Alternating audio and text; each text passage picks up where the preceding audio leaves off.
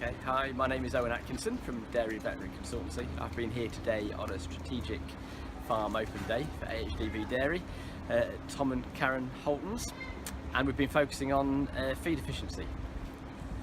So I got involved with the farm. I've been involved with the farm for many years because I was one of the vets that worked on this farm when I was at Lambert Lendon May. More recently though, I've been working with Tom and Karen and the team here, doing some cow signals training for their team. We did that over the winter months. We did it on 5 separate days, focusing on different areas of the business, and one of them was on feeding the cows and feed efficiency, and I guess the results of that were what we've been discussing today. So the cow signals approach is about trying to see your cows with a fresh pair of eyes, and it's always so difficult when you're embedded in a business every day.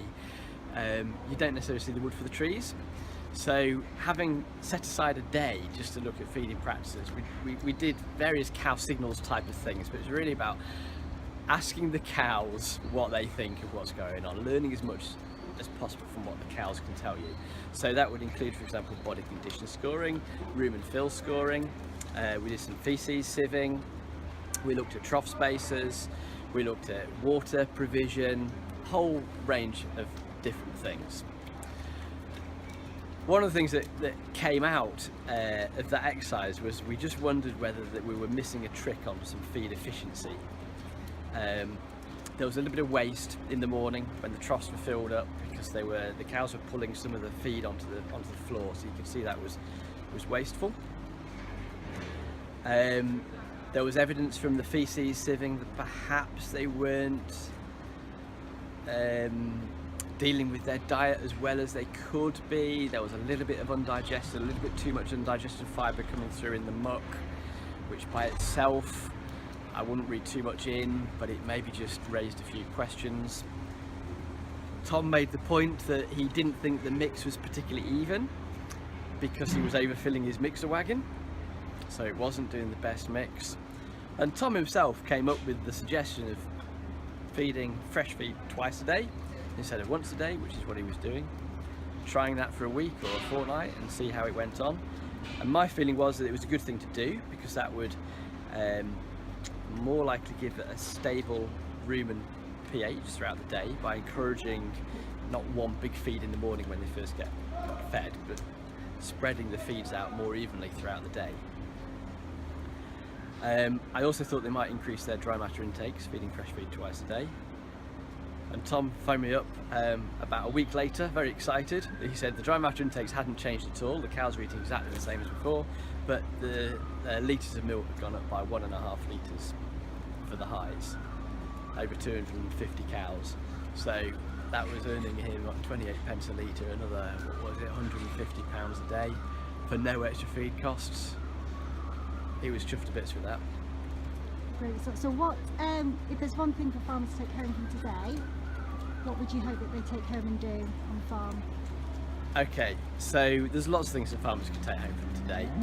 I use a little acronym to remind me of things I should be considering when thinking about feeding cows, and that is WAFFLES, and it stands for this. So the W is for water, looking at water provision. There should be 10 centimetres at least per cow of water space.